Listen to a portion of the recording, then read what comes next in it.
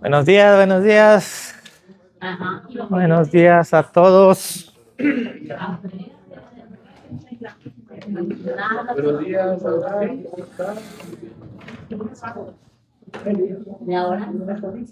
Muy bien. Comenzamos. Dejen el chisme para más al ratito. A mí no me gusta el chisme. ¿No le gusta el chisme, hermano? Me entretiene. Tan sabroso que es. Me entretiene. Muy entretenido. Betty, ¿nos dirigen una oración, Betty? ¿Nos dirigen una oración, por favor? Tablillable, pues yo creo que Betty quiere orar. No se crea, Betty, oremos. Amado Padre Celestial, gracias, Señor, te damos en esta mañana. Gracias por los alimentos que han sido puestos en esta mesa para nuestra delicia, Señor, para que seamos alimentados. Te damos las gracias en este domingo, Señor, donde comenzamos dándote a ti la gloria, alabándote, Señor. Que este domingo sea un domingo lleno de tu Espíritu Santo en esta tu casa, Señor. Te pedimos que los hermanos que vienen en camino los acompañes, los hagas venir rápidamente para que no se pierdan ni este estudio ni tu servicio, Señor, de adoración. Te damos las gracias en el nombre de nuestro Señor Jesús. Amén y amén. Muy bien, vamos a ir rápidamente al libro de Mateo. Mateo 5, del 13 al 20.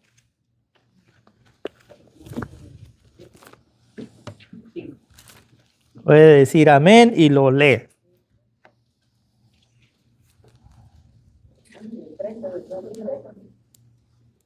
Ustedes, lean.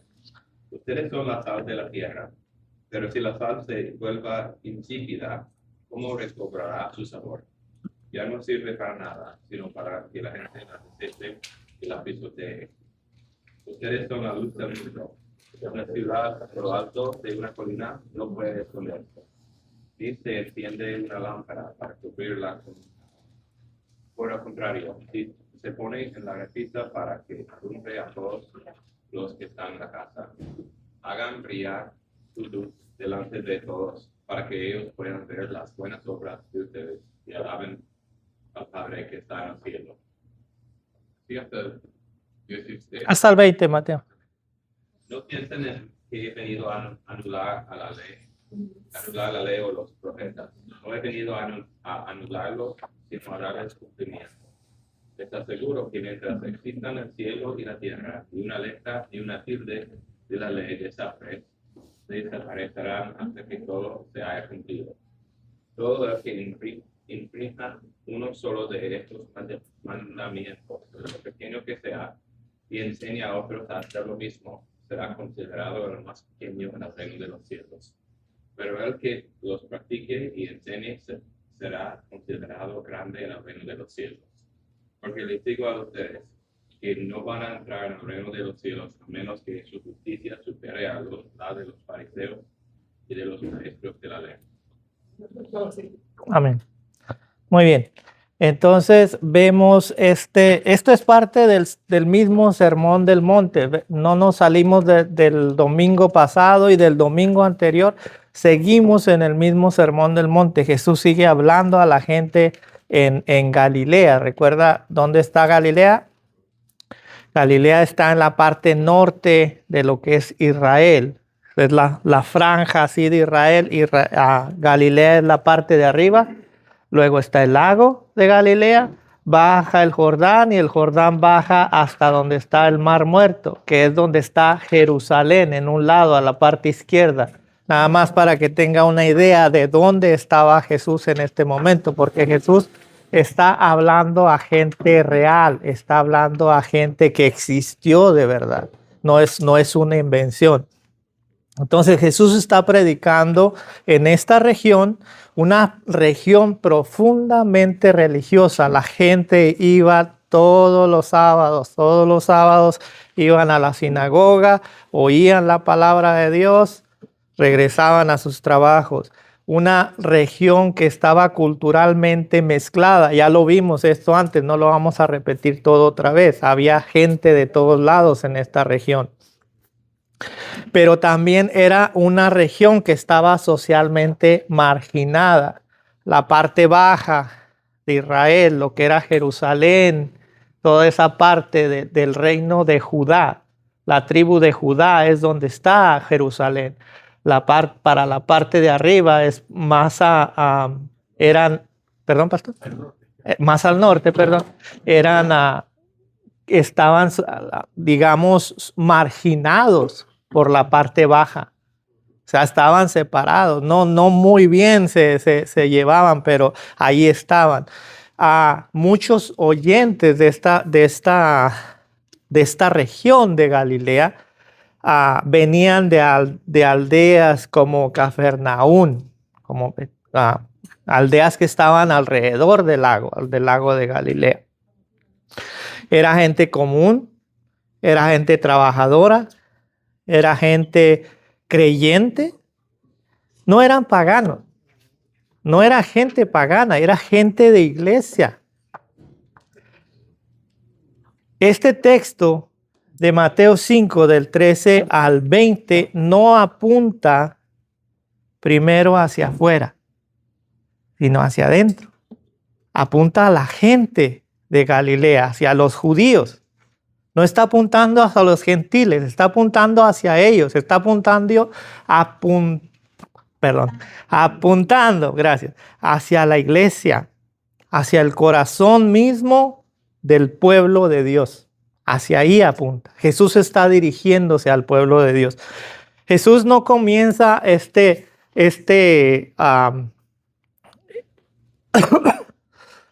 perdóneme. Jesús no empieza a hablar y a decir este tipo de cosas con mandatos. No empieza, hagan esto, hagan esto otro. Lo vimos en las bienaventuranzas. Ustedes son, dice. Ahora vuelve a lo mismo. Jesús dice, ¿ustedes son qué? La sal de la tierra. Ustedes son la luz del mundo, dice. ¿Verdad? Primero, Jesús trae el evangelio. Después, trae la vocación. ¿Cómo funciona esto? Si ponemos en contexto lo que es la sal de la tierra. En ese tiempo, en el siglo I, en tiempos de Jesús, la sal servía para preservar alimentos. Lo vimos el miércoles. Si usted no vino, se perdió un gran estudio. Pero Jesús usa este ejemplo de la sal, porque la sal se usaba para preservar alimentos. La sal daba sabor. La sal era indispensable en la vida diaria. Imagínense, acá está el lago de Galilea arriba.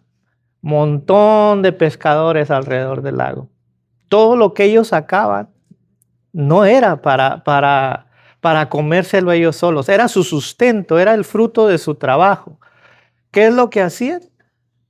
Sacaban el pescado, lo limpiaban, lo embarraban de sal y lo mandaban hasta Jerusalén y hasta toda la región de la parte de abajo, porque acuérdese, el mar Muerto no hay nada que puedan pescar, aun cuando es más grande que el lago de Galilea, muchas veces más grande. Pero acá no había vida y acá sí. Todo esto que salía de aquí tenía que ser preservado y mandado a vender por los mercaderes, por la gente de negocios, lo transportaban y lo vendían ya salado en Jerusalén. Ahora, muy importante, para esto servía la sal, para preservar los alimentos. Si la sal se contaminaba, la sal seguía siendo sal, seguía teniendo la misma forma de sal, pero ya no servía, ¿verdad? Entonces, aquí entra la ley. Aquí entra la ley de Dios. Jesús no está preguntando si usted y yo, o los judíos que estaban ahí, querían ser sal. Él no pregunta. Jesús dice, ustedes son la sal de la tierra. Declara Él que ya lo somos. Y eso nos confronta a nosotros, a mí directamente, a ustedes, espero que lo confronte también. Como una aplicación directa, si lo vemos como una aplicación directa, de la ley, nuestra fe pierde sabor, ¿sí o no? Sí. Nuestra fe puede perder su sabor, ¿sí o no? Sí. Sí. Nuestra fe pierde sabor cuando sabemos lo que Cristo dice en su palabra, porque usted y yo lo sabemos. Sabemos lo que la palabra de Dios dice. Pero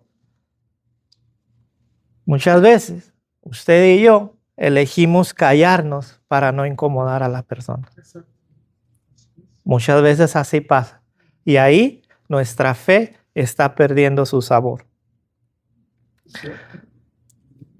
Nuestra fe pierde su sabor también cuando adaptamos el mensaje del Evangelio para que tenga una mejor aceptación cultural.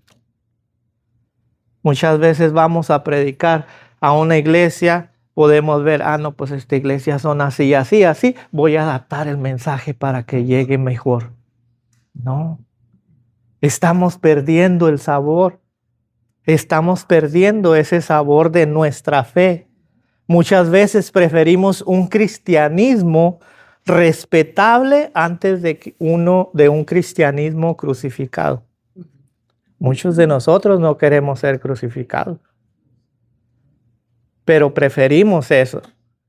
Preferimos lucir bien a decir la verdad. Perdón, Sofía.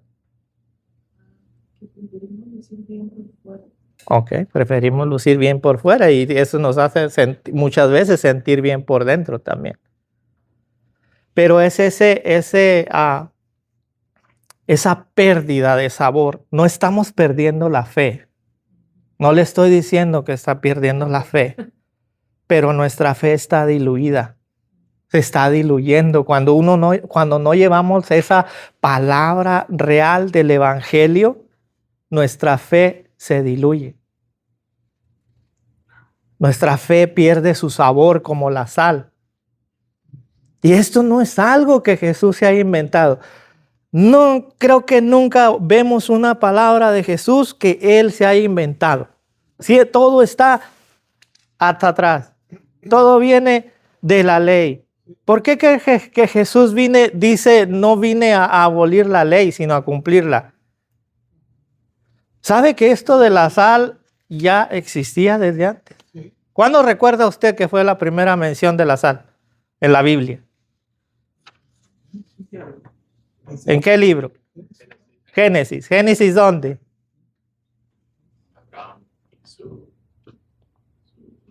Te fuiste muy para allá, pero si estás por ahí, Mateo.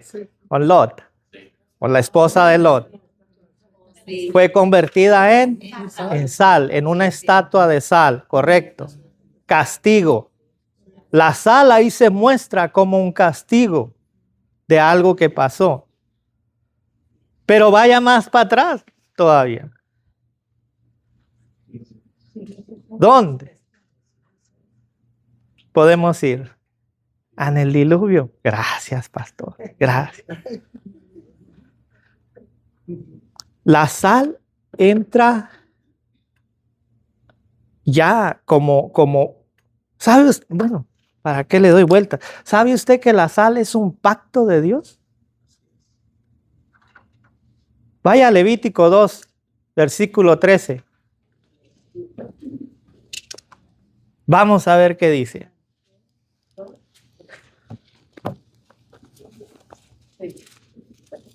Levítico 2:13.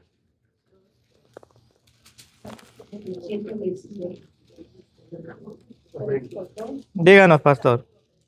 Toda ofrenda que presentes la sazonarás con sal. No permitas jamás que en tu ofrenda falte la sal del pacto de Dios, de tu Dios. Toda ofrenda tuya la ofrecerás con sal. Que no falte la sal del pacto de Dios. Ahora, ¿qué quiere decir esto? 2, capítulo 2, versículo 13. No 3. Sí. Entonces vemos desde antes, mucho antes de que Jesucristo estuviera en esta tierra, Dios ya había hecho un pacto con su pueblo. No debe de faltar la sal, no debe de faltar ese sabor. Ese sabor debe de estar ahí todo el tiempo. No por algo que nosotros contribuimos, no, sino porque debemos de tomar seriamente lo que Dios dice, lo que Dios nos manda.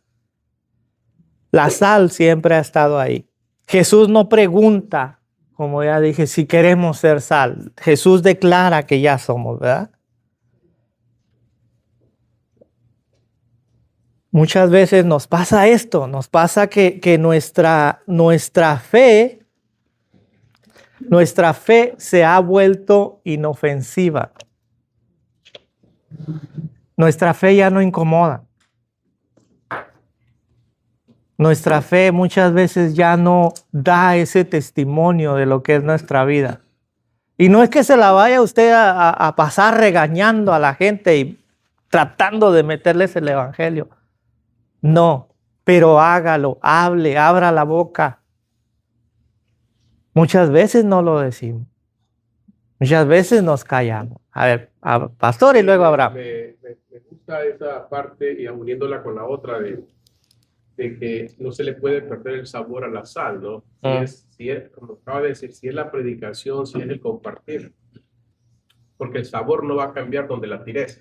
Me hace recordar a Pablo cuando llegó a Atenas y va a aquel templo de la diosa Diana y dice, mira todos los altares, mira todo lo que tiene, y aprovecha esa oportunidad para compartir el evangelio con la misma gente diciendo, oh, aquí hay un altar que no tiene nombre y nomás dice al Dios no conocido. Y él aplica esa parte, me encanta, a una necesidad, ¿no? O sea, no se calla, la sal sigue tirándose. Por eso ahora entiendo cuando él dice, me hago romano para los romanos, griego para los griegos. O sea, la sal no cambia, no importa dónde estés.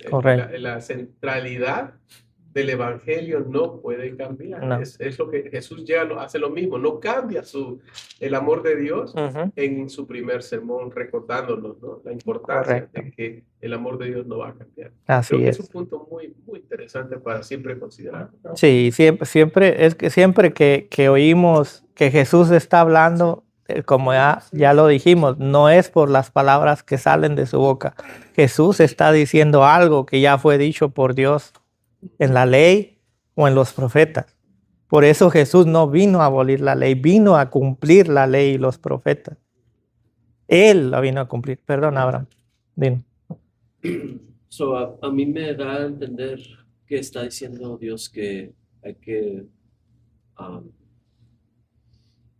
preservar la palabra que Él está diciendo, usarnos a nosotros para preservarla. De la misma manera que la sal se usa sí, correcto. para preservar. Sí, es una analogía que Jesús está usando. Jesús está diciendo que nosotros somos esa sal. No hay que dejar que cambie, pues. Y va unido con lo que el pastor está diciendo también. O sea, no podemos cambiarla para nosotros estar, permítame, José, para nosotros ser socialmente aceptables. Se echa a perder. Exacto. ¿Por qué? Porque no es nuestra. Es la palabra de Dios. Nosotros somos esa sal. Nosotros le damos ese sabor. No a la palabra, no crea que usted es saborizante de la palabra de Dios. La palabra no necesita ni de usted ni de mí. Pero se nos ha dado el privilegio. Jesús nos da el privilegio de nosotros ser ese sabor que lleva a la palabra, que lleva ese sabor a la gente. A ver, José. Digan. Bienvenido, José. Buenos días. Aquí también dice, la sal se vuelve insípida, ¿verdad? Sí, correcto. Entonces es cuando yo me pongo a pensar, cuando nos volvemos insípidos, ¿verdad? Porque somos la sal, ¿verdad? Entonces, aún estando llenos de la palabra de Dios, no tenemos obras. Entonces, cuando nos volvemos insípidos, ¿verdad? Porque aún escuchando la palabra, no accionamos, ¿verdad? sobre la palabra de Dios, sobre las instrucciones de cómo debemos de actuar, ¿verdad? Ujú. Entonces nos volvemos necios a la palabra de Dios porque la sabemos y actuamos y no tenemos obras, ¿verdad? Sí. Entonces yo pienso que en ese momento nos volvemos insípidos, ¿verdad? No perdemos el sabor, no perdemos la esencia de hombre, ¿verdad? Pero ya no somos ni luz Ujú. ni sal para... Sí, y eso fue lo que estábamos diciendo ahorita. O sea, ¿cuándo perdemos nuestro sabor? O sea, ¿en qué contexto nuestra fe se vuelve inofensiva? Eso es lo que yo estaba preguntando. Fue la última pregunta que hice. En ese contexto, cuando le quitamos ese sabor a la palabra de Dios, nuestra fe se vuelve inofensiva. Cuando no enseñamos la palabra de Dios, nuestra fe se vuelve inofensiva. Y como dice José, nos volvemos necios porque sabemos lo que Dios quiere de nosotros, sabemos lo que Dios nos está ordenando, sabemos que debemos de dar frutos porque Él así lo dice, su palabra así lo dice. Y sin embargo, ¿qué hacemos? Nos hacemos del lado del conformismo, nos hacemos del lado de la moralidad, nos hacemos del lado del legalismo. Y cuando usted lo piensa, usted ya no alcanza a ver a Dios. Ya no alcanza a ver su palabra. ¿Y qué es lo que le queda a usted? Le queda el legalismo, el moralismo, todas esas cosas que trata usted de llenar su corazón con ellas, pero no con la palabra de Dios, aunque usted ya la conozca. Así somos. O sea, no vamos a decir algo que no somos. Siempre tratamos de hacer esto. Siempre estamos tratando de hacer esto. El cristianismo sin sabor en nuestra cultura, ahora en nuestro tiempo, es lo mismo que Jesús está diciendo y lo que decía José ahorita. Jesús advierte sobre esa sal que termina siendo pisoteada. Lo advierte ahí. ¿Para qué sirve? Para que la pisoteen. O sea, sal sin sabor no sirve para nada. Hoy el cristiano pierde su sabor cuando hablamos de amor sin tener arrepentimiento. Cuando hablamos de gracia sin tener una confesión. Cuando hablamos de Dios sin mencionar al Cristo que fue crucificado.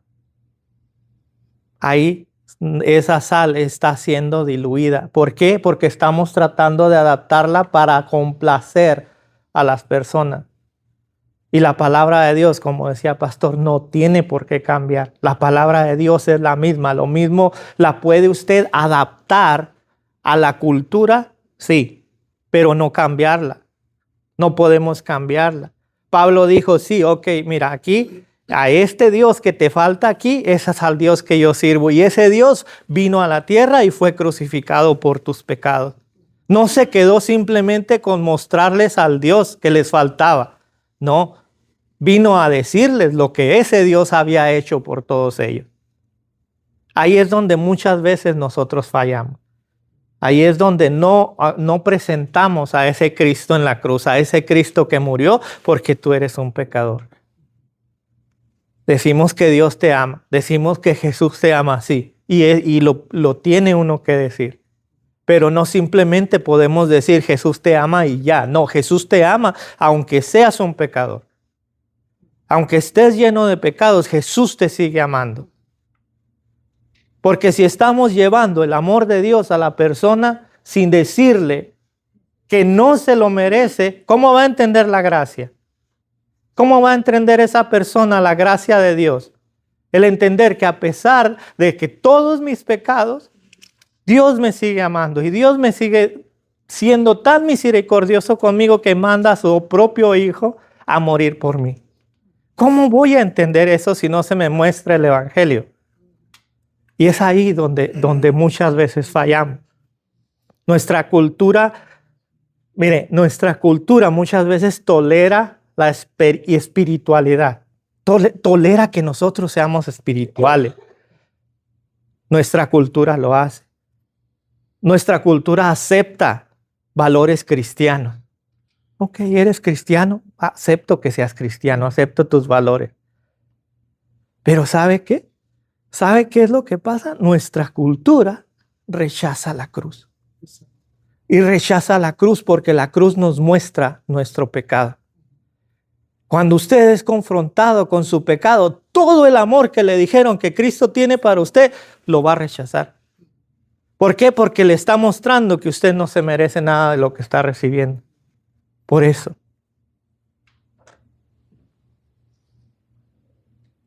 Cristo crucificado, como lo dice Pablo, sigue siendo un escándalo. Hasta el día de hoy sigue siendo un escándalo. Pablo dice que para los gentiles esto es una locura. Todo lo que Jesús hizo es una locura. Y Pablo lo dice. Usted ha oído el Evangelio. Usted ha oído de lo que se trata. ¿Qué partes del mensaje cristiano son aceptables hoy en nuestro día y cuáles resultan, y no me hables de eso, incómodas? ¿Qué partes? ¿De qué puede usted hablar a una persona que no conoce a Cristo y cuáles son las partes que usted no le puede decir?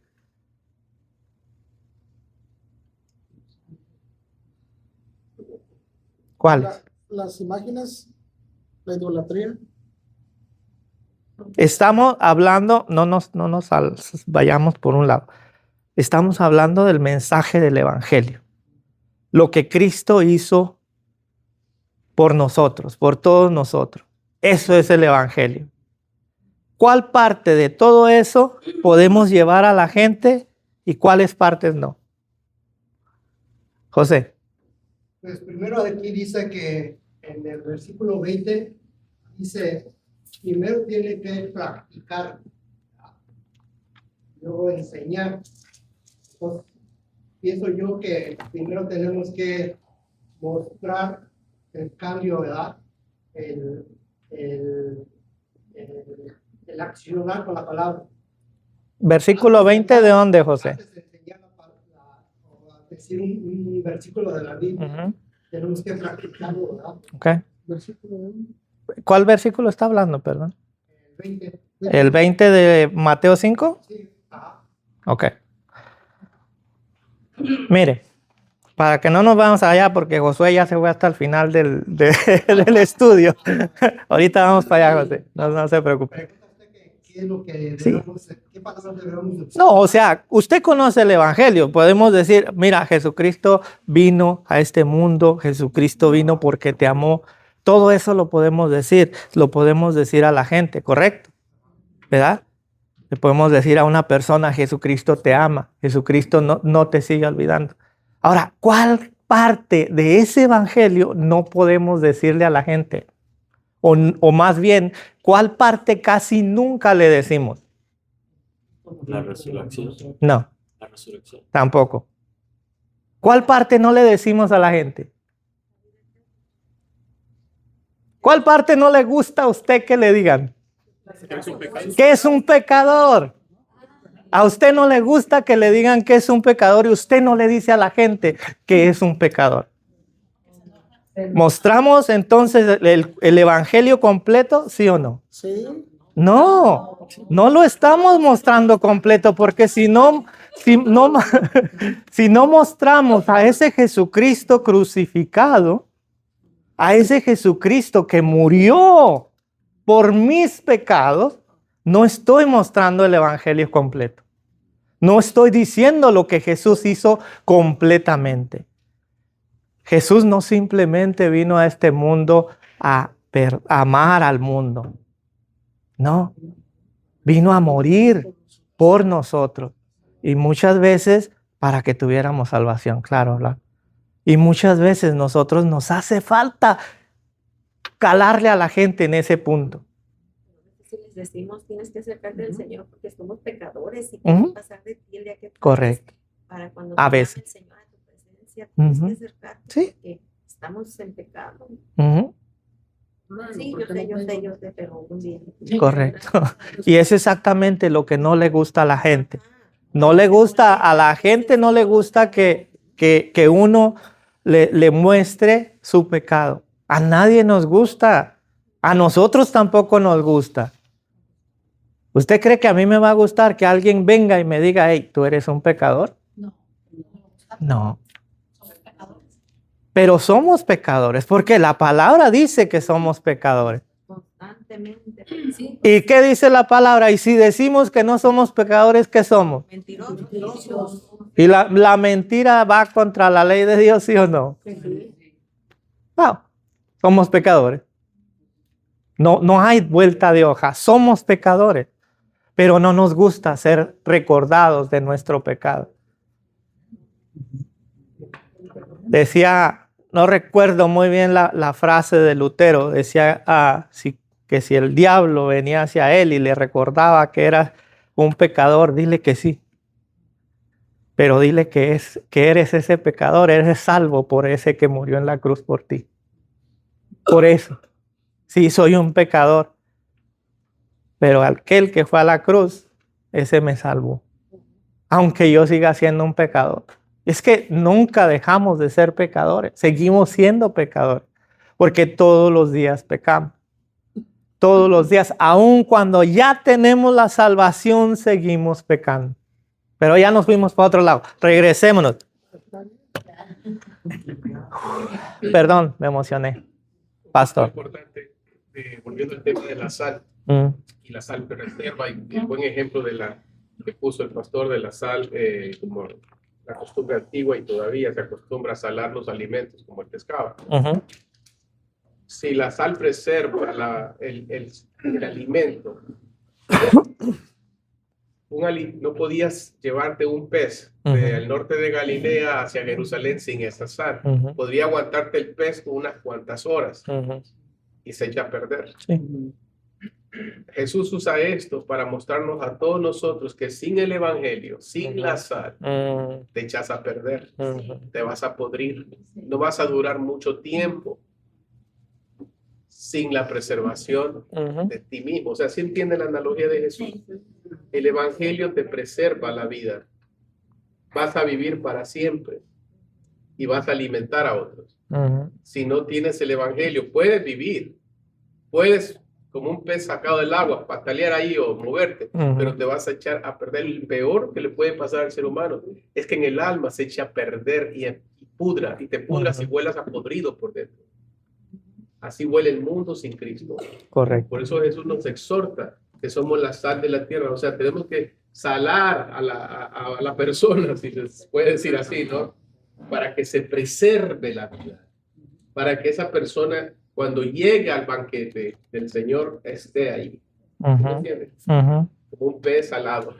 Sí. O sea, no podemos desenfocarnos de que porque creo en Jesús, todo está bien. No. Y es el mensaje para esta gente judía que conocían la ley de Dios. Jesús no entra predicándole a los paganos, a los gentiles, a otras culturas, sino a su propia gente. Como que nos predicara a nosotros ahorita mismo. Y nos va a decir lo mismo. Ustedes son la sal de la tierra. Ustedes son la luz del mundo. Ellos entendieron el concepto de sal porque vivían a la orilla de un mar. Lo entendían bien, que de ahí sacaban la sal para preservar. Entendían bien que la luz, que es el punto que vendrá, es arriba, la luz no está abajo. Aquí estamos nosotros con la sal, pero también dice que somos la luz. O sea, se voltea y alumbramos. Bueno, creo que ese punto es importante recordar. Magali y luego Sofía. Sí, una cosa que me parece muy interesante es si nos remontamos al tiempo de Jesús, Jesús predicó, como dice el pastor, a la gente gentil, a los pecadores en realidad, ¿verdad? Él fue a alcanzar a los pecadores. Y cuando intentó hacerlo con los suyos, con los fariseos, con los sacerdotes, ellos fueron los que lo rechazaron. Entonces, dentro de su misma iglesia, ahí no había sal. De hecho, no solamente lo rechazaron a él, pero ellos fueron los que pusieron en moción la crucifixión. Entonces, muy interesante que podemos decir nosotros, ok, necesitamos enfocarnos ahí y ¿verdad?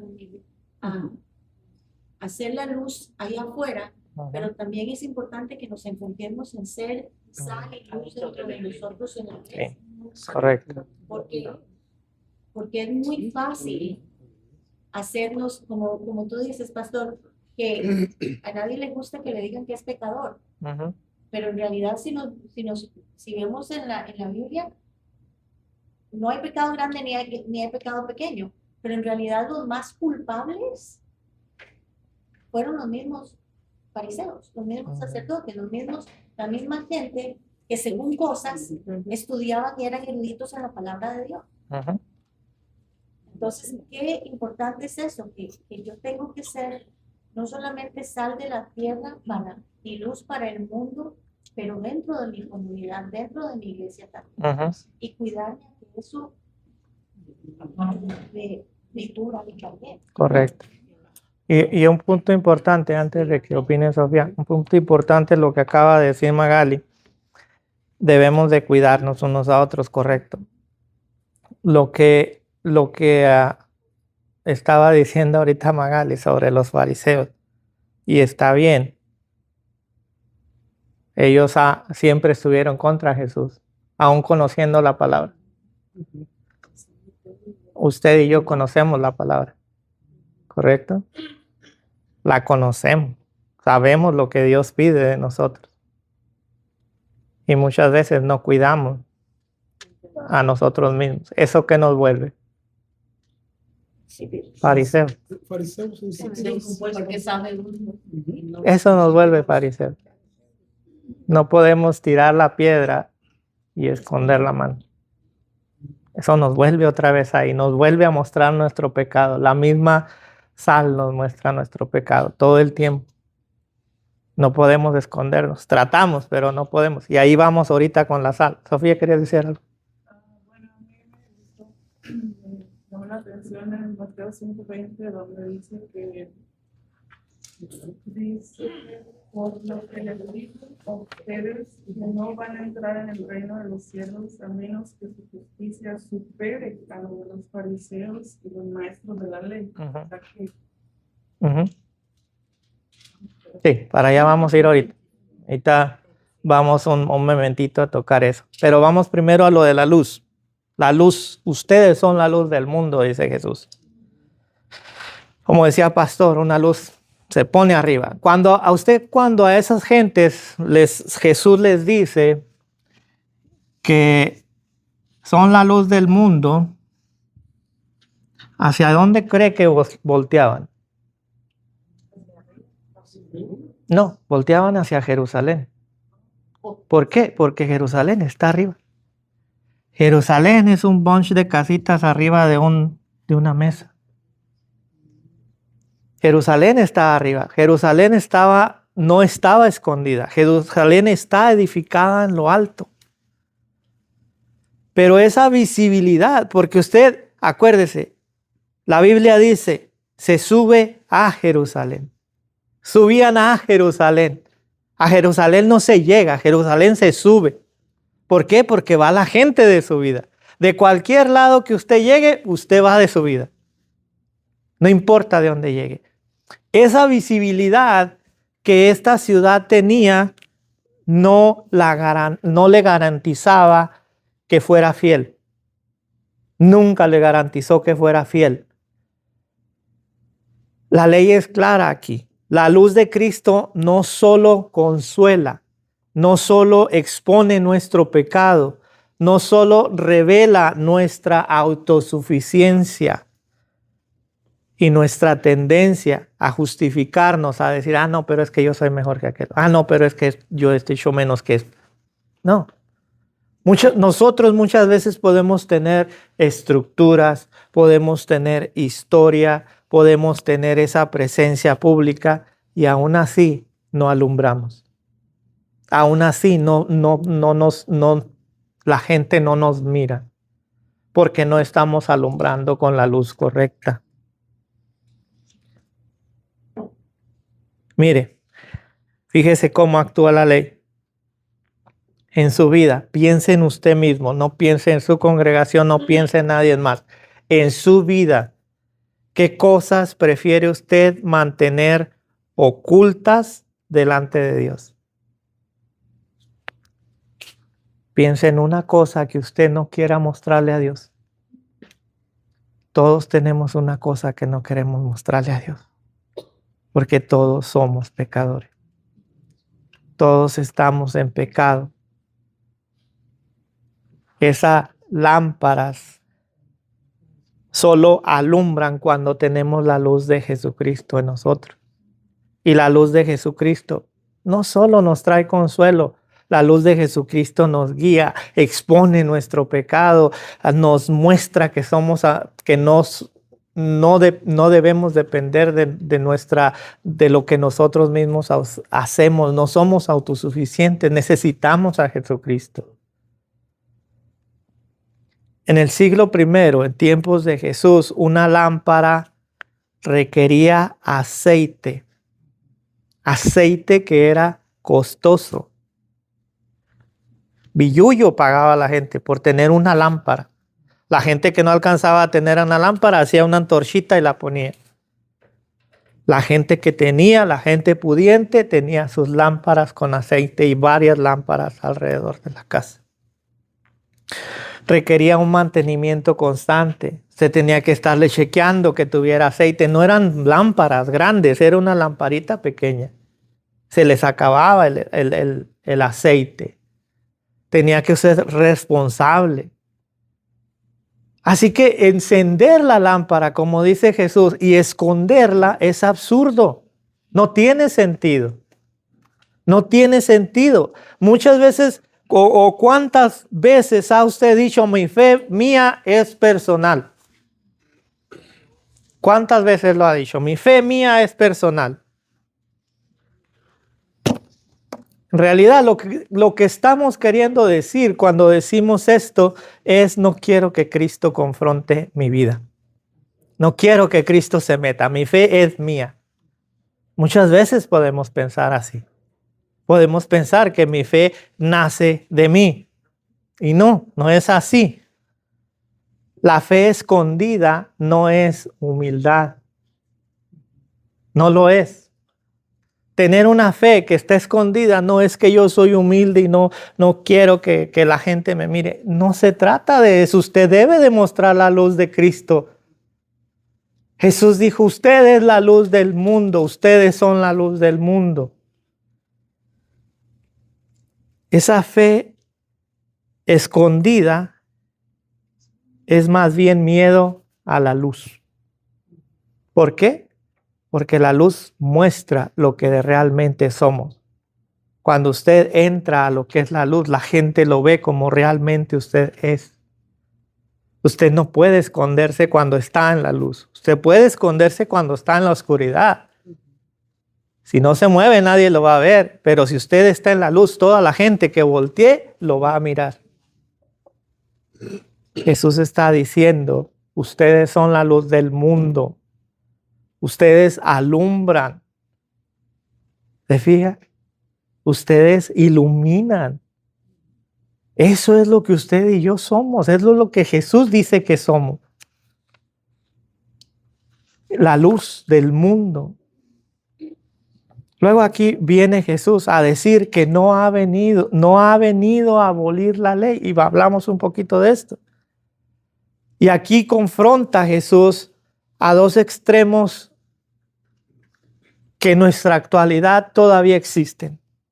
En un extremo está el legalismo que confía en obras. Y en el otro extremo está la gracia barata que evita que yo me arrepienta.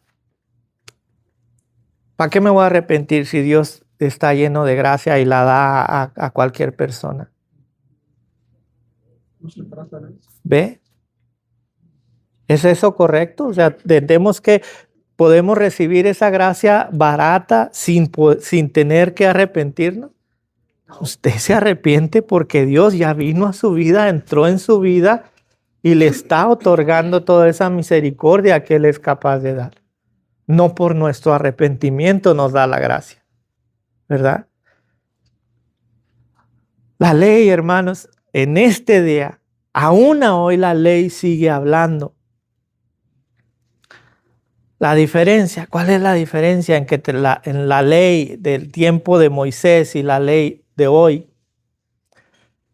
La diferencia está que sin Cristo la ley sigue condenando.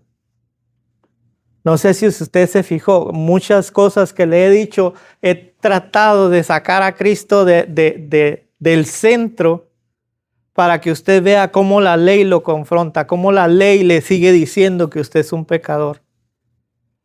Pero cuando usted junta a ese Cristo que vino a abolir la ley, que no vino a abolir la ley, sino que vino a cumplirla, la ley ya no condena. Con Cristo la ley ya no condena. En Cristo la ley fue cumplida. Él fue el único que cumplió la ley por nosotros. Aquí entramos al punto que por allá en aquella mesa estaban diciendo. Una justicia mayor que la de los fariseos, ¿verdad? Dice el texto. Aquel que no tenga una justicia mayor que los fariseos no entrará en el reino de los cielos. ¿Sí dice eso o no dice eso? ¿Usted se cree más grande que los fariseos de aquel tiempo? Muy bien. Porque nosotros somos iguales. Nuestra cultura muchas veces se considera justa. Nos consideramos buenos.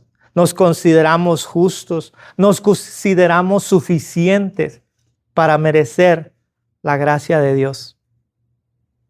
Nos consideramos más que los fariseos, más justicia.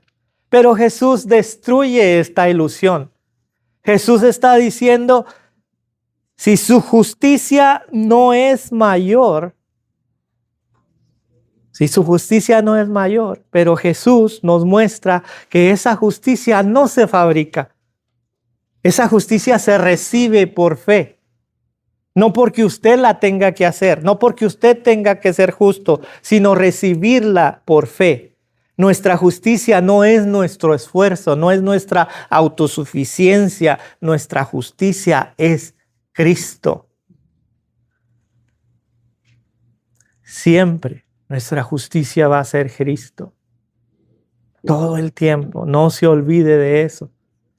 Si somos honestos, estos textos, todos estos textos nos dejan expuestos, nos dejan desnudos. No tenemos con qué responder para atrás. No siempre hemos sido esa sal sin sabor, ni esa luz constante en medio de la oscuridad. No lo hemos sido. Fallamos. Seguimos fallando. Pero este pasaje no termina con lo que nosotros podemos hacer. No termina así. Termina con lo que Cristo ha hecho por nosotros. Así termina el pasaje, donde nuestra fe se ha diluido, donde la fe suya y la mía se ha diluido, se ha vuelto débil, Cristo permaneció fiel. Donde nuestra luz medio se apaga, medio sube, medio se prende. Donde nuestra luz titubea, Cristo brilló en esa cruz. Él brilló en esa cruz. En lo más alto del Gólgota, Él ahí estaba brillando. Nuestra esperanza no está en hacerlo mejor, sino en estar unidos a aquel que lo hizo por nosotros. Seguir unidos, no me suelto y no me suelto. No por lo que yo esté haciendo, no por lo que yo pueda hacer, no por las obras que yo pueda hacer, sino por lo que Jesús hizo por mí. El momento que nos soltamos de Jesucristo, su luz se apaga y su fe se diluye. Pero no nos basamos en lo que nosotros hacemos, nos basamos en lo que Cristo hizo por nosotros. Cristo cumplió la ley por nosotros y nos llama a vivir, hermanos, desde su gracia, no en lo que nosotros podamos hacer. Nos llama a vivir desde Él, porque Él fue el único que cumplió la ley. Él fue el único. Él sigue siendo esa sal, sigue siendo esa luz que alumbra al mundo. Díganos, pastor. porque ya estás llegando al final y quiero hacer dos aportaciones que me parecen muy bonito de lo que estás hablando. Y nada más que quiero ponerlo en el punto de la práctica. Ujú, Cuanto a estos dos elementos, si llamamos elementos visibles a los dos, ¿verdad? Ujú. La luz y la sal, ¿cierto? ujú, Entonces la luz y la sal tienen dos funciones necesarias en la vida del ser humano. Lo dijo el pastor, ¿verdad? La sal preserva y la luz es necesaria. Pero lo que me hace pensar, pastor, es que ninguna de estas cosas es por sí propia. ¿Sí me explico? ujú, La sal es creación de Dios. Hizo el mar, ¿cierto? ujú, Para nosotros. La luz, si hablo de luz, estamos hablando del sol, ¿cierto? Pero la luz que él lo mencionó y lo que se refiere a Jesús es la luz él usó dibújame una lamparita aquí, las lamparitas, ¿cierto? O sea, esa es nuestra función. El sol no lo podemos hacer nosotros, no podemos nosotros, o sea, en otras palabras, no tenemos luz propia. ¿Me explico? La Más o única menos. manera en que alumbramos es como en los tiempos antiguos. Jesús está haciendo referencia a esto. Él lo mencionó. Esto, lo que se utiliza aquí adentro es aceite. El aceite es caro para alumbrar.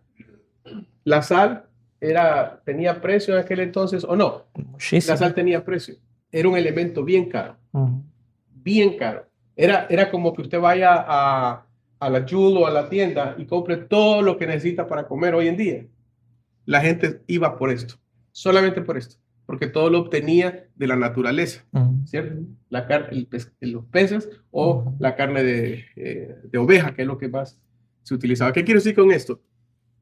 Que la sal era tan importante. Es más, los romanos la utilizaban para pagarle a los soldados bolsitas de sal. De ahí viene la palabra salario, palabra latina que quiere decir el pago Ujú. para un soldado.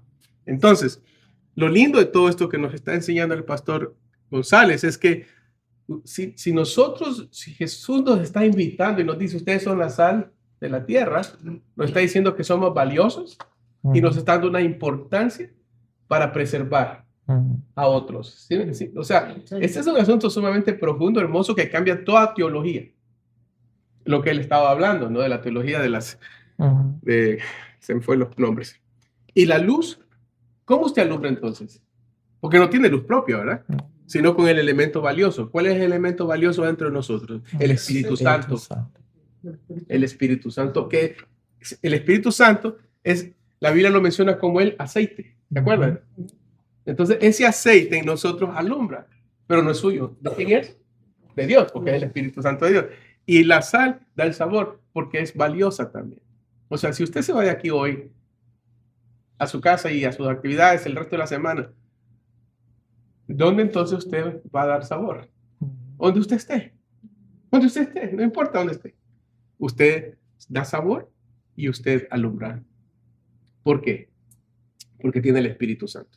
Ujú. Esa es la teología que estamos aprendiendo. La ley y el evangelio. Lo que el pastor Luis lo está explicando muy hermosamente. Pero quería hacer estas dos aportaciones porque esto es una práctica. ¿Valgo delante de Dios? Sí. ¿Soy pecador? Sí lo soy, como dijo Lutero. Aunque el diablo me lo restregue en la cara, sé quién murió por mí en la cruz. Pero ¿soy luz? Sí lo soy. No porque tengo luz propia. Porque a veces podríamos tener esa inclinación a pensar que mis obras son las que me alumbran. No, las obras es el reflejo de la luz que tiene usted en este proceso. Bueno, eso quería nomás agregar ese aquí. Así es. Y es algo que va a seguir hablando Pastor ahorita en el sermón. Recuerde, estos estudios que hacemos en la mañana, no se los pierda. Le invitamos a que siga viniendo, siga asistiendo, no nomás porque hay pozole, sino venga a nutrirse primero de la palabra de Dios. O café y el pan. Venga a que su alma se abra para el plato fuerte, ¿verdad? O sea, esto es una preparación, simplemente nos estamos preparando, estamos estando listos, aprendemos, pero estamos alistándonos para lo que viene, ¿verdad? Así que les invito a que tomen un momento para que convivan, platiquen, chismeen, que no, yo sé que no les gusta el chisme, ¿verdad? Pero Salúdense por ahí con su vecino. Gracias, hermano.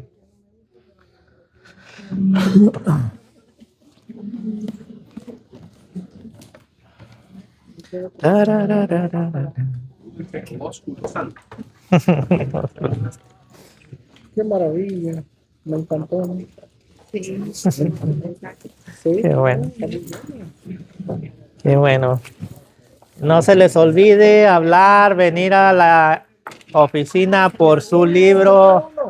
Se van a atrasar porque de esto se van a tratar en la cuaresma. De este libro se van a tratar los estudios. Yo quiero uno, pastor. Hablen a la oficina o vengan a la oficina. Mañana. Claro. Claro, usted tiene que tener el suyo.